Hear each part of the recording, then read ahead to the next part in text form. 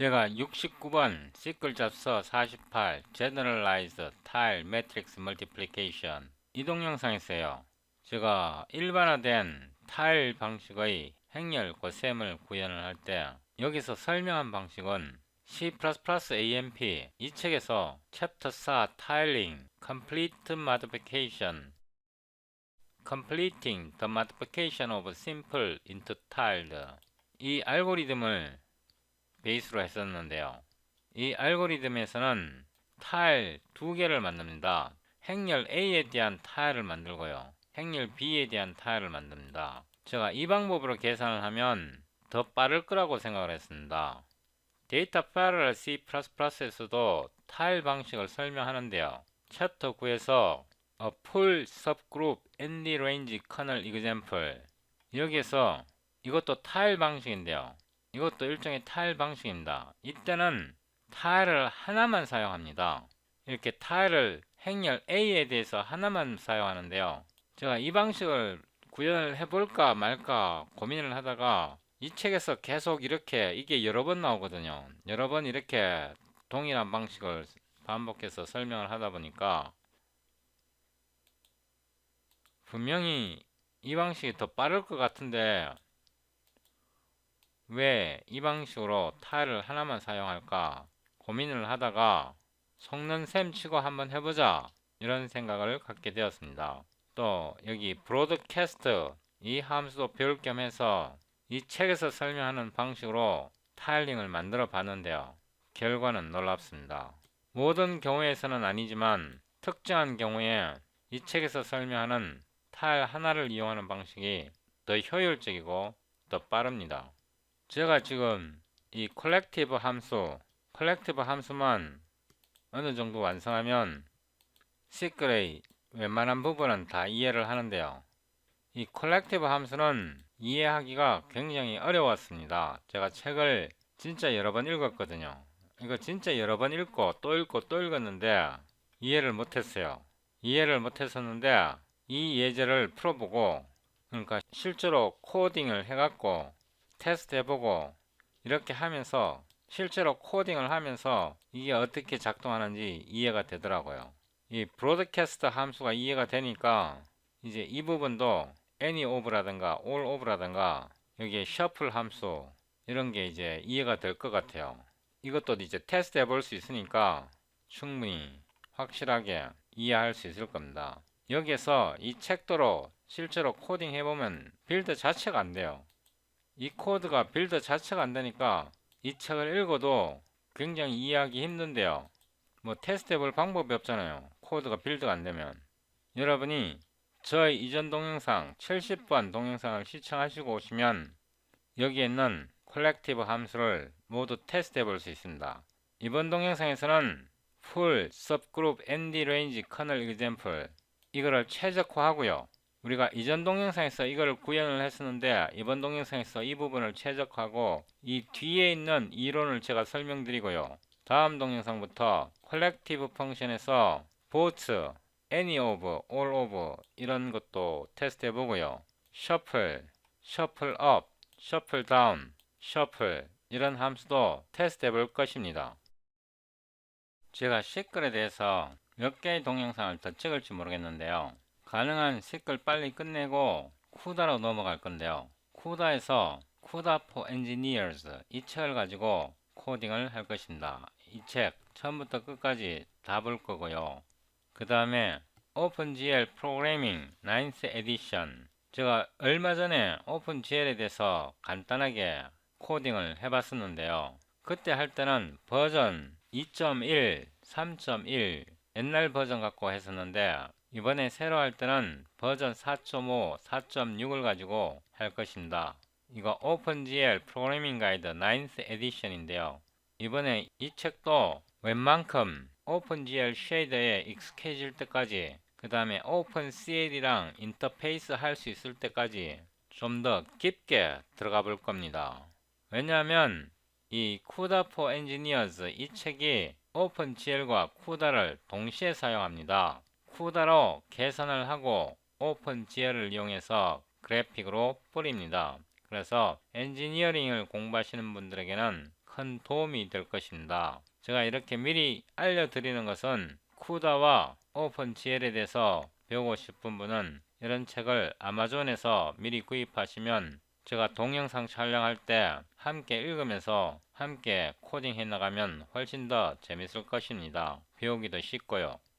참고로 제가 쿠다에 대해서 잘 알고 오픈GL에 대해서 잘 알아서 동영상 찍는 거 아니고요. 제가 배우는 과정을 동영상으로 남기는 것입니다. 제가 여러분을 가르치기 위해서가 아니라 제가 배우기 위해서 동영상을 촬영하는 것입니다. 안녕하십니까. 제 이름은 김창입니다. 오늘은 2022년 4월 4일이고요. 지금 현재 오후 9시 42분입니다. 쿠다, 시클, 오픈GL, 오픈CL, MFC 71번째 동영상이고요. 시클 잡서 50번째이고 subgroup matrix multiplication optimization 이라는 제목으로 동영상을 촬영합니다. 아래로 내려가면요. 저희 이전 동영상 70 시클 잡서 49 이 동영상을 시청하셔야 따라올 수 있습니다. 특히 68번, 69번, 70번 동영상을 시청하셔야 따라올 수 있고요. 제가 동영상 중간중간에 펜으로 이론적인 배경도 설명드리겠습니다. 아래로 내려가면요. 다운로드 소스 코드가 있고 70 시클 잡서 49 이 링크를 클릭하여 소스 코드를 다운로드합니다. Show in 폴더 하고요. 압축을 풀고요. 폴더 이름을 71 Subgroup Optimization 이렇게 변경하고요. 폴더를 복사해서 시클, 오픈GL, 오픈CL 이 폴더에 붙여놓고요. 비주얼 스튜디오 코드를 실행하고요. 71번 폴더에서 sickle.util.hpp 이 파일을 열고요. mdkernel.cpp 이 파일을 열고요. Ctrl B 하고요. Ctrl End. 우리가 이전 동영상에서 이 코드를 만들었는데요. 이거를 일단 빌드가 되는지 테스트 해보겠습니다. 인텔 데이터 패럴 C++ 컴파일러를 열고요. cd 071 subgroup optimization 이렇게 해서요. dp cpp qsed c++ 20 ehsc 이거 잊어버리면 안 되고요. md kernel.cpp od.exe 이렇게 해서 빌드 해봅니다. clsd 이렇게 하면 실행이 되어야 합니다. 이거 실행하는데 시간이 꽤 걸리거든요. 시간이 너무 오래 걸린다 싶으면 Ctrl C 해서 중지하시고요. 저는 중간에 편집할 거니까 끝날 때까지 실행하도록 두겠습니다. 그러니까 행렬 C와 D가 같다 true, C와 E가 같다 true, C와 F가 같다 true 모두 true로 나오면 정상입니다. 제가 더 진행하기 전에 펜으로 이론 설명을 먼저 드리겠습니다. 유튜브에서요.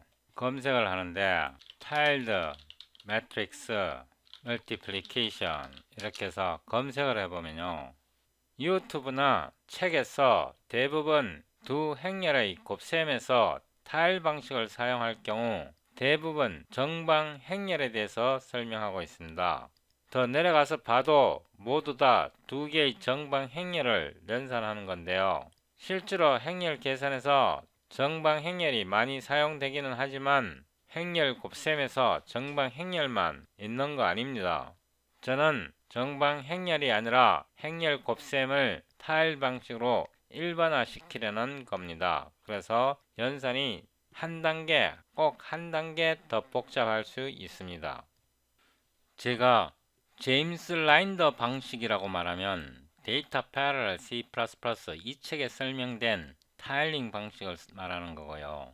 아데 밀러 방식이라고 말하면 또는 밀러 방식이라고 말하면 C++ AMP 챕터 4 Tiling Completing the Modification of Simple into Tiled 여기에서 설명하는 방식을 말합니다.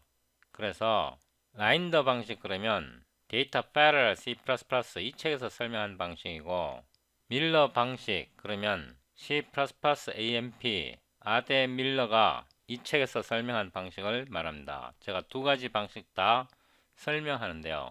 제가 설명하는 내용은 두 책 모두보다 더 정교하고 더 일반화시킨 방법입니다. 먼저 밀러 방식을 설명하는데요. 밀러 방식에서 예를 들어 0, 1, 2, 3, 4, 5, 6, 6은 빼고요.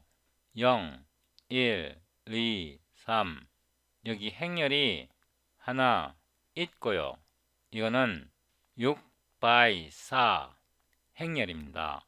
여기에 0, 1, 2, 3, 1, 2, 3, 4, 5, 6, 7, 8, 9, 10, 11 여기에 행렬이 또 하나 있고요. 이 행렬은 4 by 12 행렬입니다. 이 책에서 설명하는 타일 방식으로는 이런 문제 기본적으로 못 풀고요. 이런 문제를 풀기 위해서 G, C, D, 행렬 A, 행렬 B에서 행렬 A의 열개수 6, 열개수 6 이거 행개수입니다. 행렬 A의 행개수 6, 열개수 4, 행렬 B의 열개수 12 이렇게 해서 GCD를 구해보면 2가 되고요. 이게 타일 사이즈가 됩니다. 제가 이렇게 계산한 이유는요. 타일 방식으로 계산할 때 행렬 A와 행렬 B를 이렇게 이렇게 이렇게 이렇게 이렇게 이렇게 이렇게 이렇게 이렇게 나눠서 이거를 타일이라고 부르고요. 이거를 타일이라고 부르고 요게 두 개, 요게 두 개. 이거 각각은 워크 아이템 이렇게 부르고요. 이 타일 자체가 타일 하나가 워크 그룹을 형성하고요. 코드에서 그룹이라고 부릅니다. 타일이 워크 그룹입니다. 우리가 계산을 할 때 이 타일 하나하나가 섭그룹으로 만들어줍니다. 2차원일 때는 현재 제 기계에서 테스트 해봤을 때 섭그룹의 최대 크기가 16개의 워크 아이템입니다. 그러니까 한 개의 타일당 가로로 또는 세로로 가로 최대 16개란 뜻이고요. 세로 최대 16개란 뜻이고 타일 하나당 16 곱하기 16 즉 32개가 들어있는데 32개를 타일 사이즈라 부르지 않고 요렇게 가로 세로 이거는 항상 정사각형을 기준으로 합니다. 그래서 32개가 타일 사이즈가 아니고 정사각형의 한 변에 들어있는 워크 아이템 개수가 최대 16개입니다. 행렬 A와 행렬 B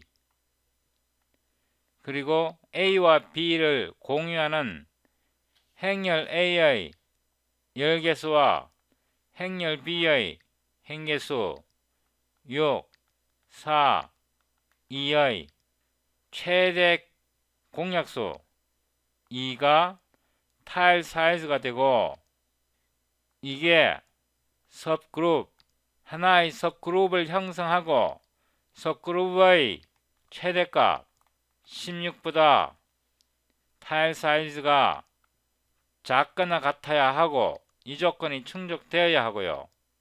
그래야 타일 방식으로 두 개의 행렬 A와 B를 곱할 수 있습니다.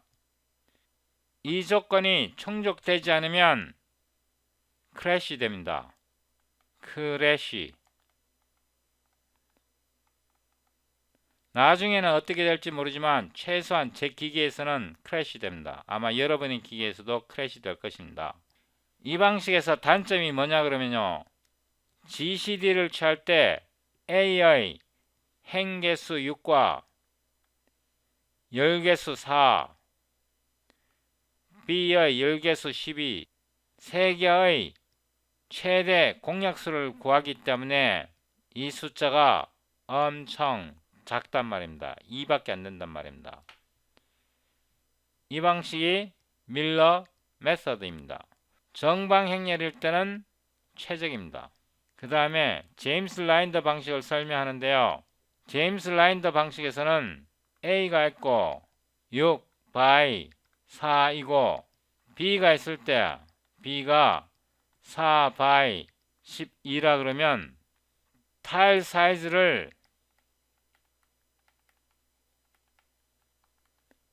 G, CD, B의 열개수 4와 B의 행개수 12, 4 이거를 타일 사이즈로 잡습니다.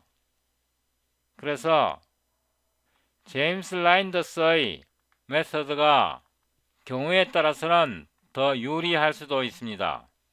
제임스 라인더스의 메서드에서 행렬 A가 있고 행렬 B가 있을 때 A가 6 by 4고 B가 4 by 12이면 이렇게 4, 4, 4 이렇게 잘라서 이거는 타일화 시키지 않습니다.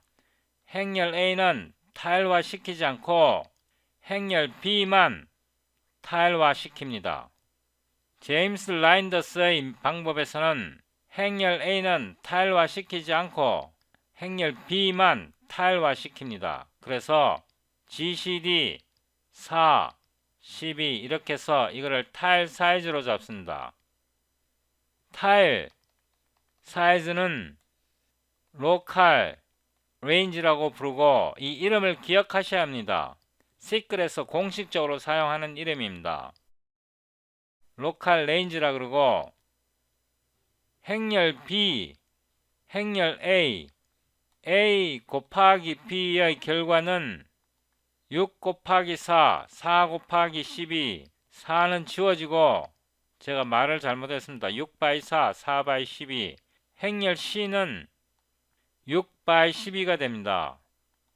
그래서 C가 6 by 12가 되는데 6, 12를 글로벌 레인지라고 부릅니다.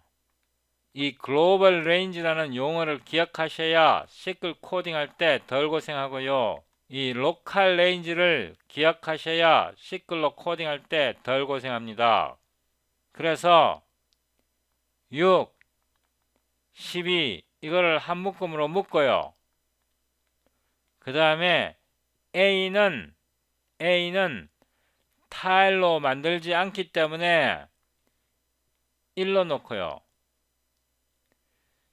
B는 타일로 만들기 때문에 타일 사이즈가 4와 12의 최대 공약수 4를 여기에 씁니다. 이렇게 만든 것이 ND range 2 이렇게 되는 겁니다. 이 개념을 이해하셔야 제가 코딩을 할 때 여러분이 따라올 수 있습니다. 위로 올라가서 밀러 메서드 같은 경우는 행렬 A와 행렬 B를 모두 타일시킵니다. 그래서 밀러 방식에서 ND 레인지는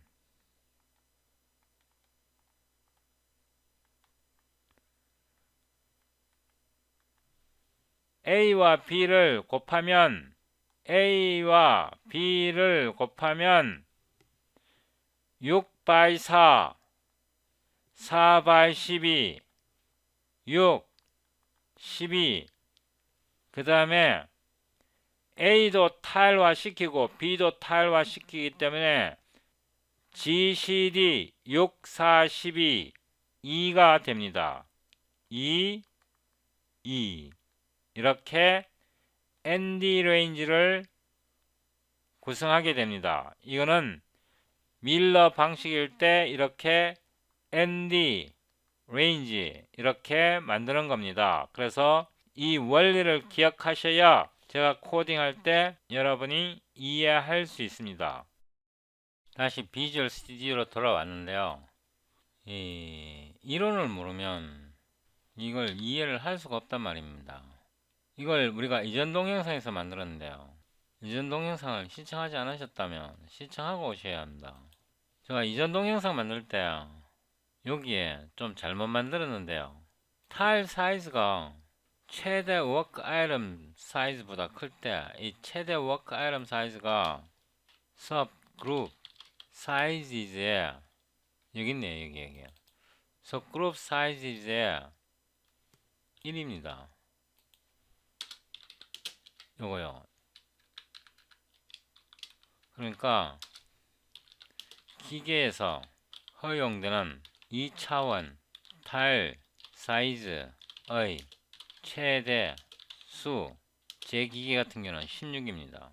요 1이라는 뜻은 2차원을 뜻하고요. 요거는 2차원 타일 사이즈의 최대 수 16입니다. 제 기계에서요. 타일 사이즈, 우리가 계산한 타일 사이즈가 맥스 사이즈보다 클 때는 제가 맥스 아이템 사이즈로 바로 넣었는데요. 여기가 아니고 여기요. 제가 여기서 1을 넣었는데요. 이 경우에 타일 사이즈는 짝수가 될 수 있습니다. 예를 들어서 12가 될 수 있습니다. 12는 2의 제곱승으로 표현할 수 없잖아요. 12 곱하기 16이라 그러면 이게 성립하잖아요. 12 곱하기 16이 타일 사이즈라 그러면 맥스 워크 아이템 사이즈보다 지금 크잖아요. 그럴 때는 1로 넣는 게 아니라 SED, GCD 이렇게 하는 게 더 유리하겠죠. 이거와 이거의 최대 공약수 이렇게 설정하는 게 더 유리합니다. 이 부분을 제가 고쳤고요. 이 코드를 다시 복사해 여기다 붙여놓고요. 위로 올라가서 함수 이름을 바꿉니다. 이거는 get ND tile subgroup range 이렇게 하고요. 우리가 GCD를 취할 때 이 subgroup을 이용해서 타일, ND 타일을 만들 때 GCD를 취할 때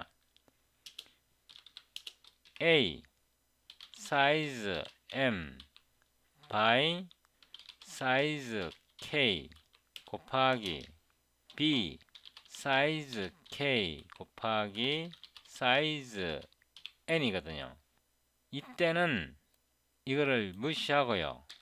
이 행의 개수 A의 행의 개수는 무시하고 B의 행의 개수와 열의 개수에 대해서만 생각하면 됩니다. 그래서 B의 행의 개수 사이즈 K와 열의 개수 사이즈 N만 고려해서 타일 사이즈를 만듭니다. 내려오시고요. 나머지는 동일한데요. 여기서 ND 레인지를 만들 때 이 함수는 제임스 라인더스의 DP C++ 책에 설명된 방식이니까 여기에서요. M은 행렬 A의 행의 개수요. 이 경우에 이 부분을 1로 넣는다고 제가 설명을 드렸죠. 그래서 이 함수를 만들었고요. 이 함수를 금방 써먹을 겁니다. 일로 왔어요. 우리가 이전 동영상에서 metmul ndrange tal 이 함수를 만들었는데요.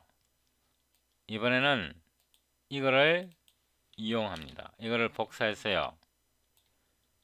일로 내려와서 여기에 get nd tal range 이게 아니고요.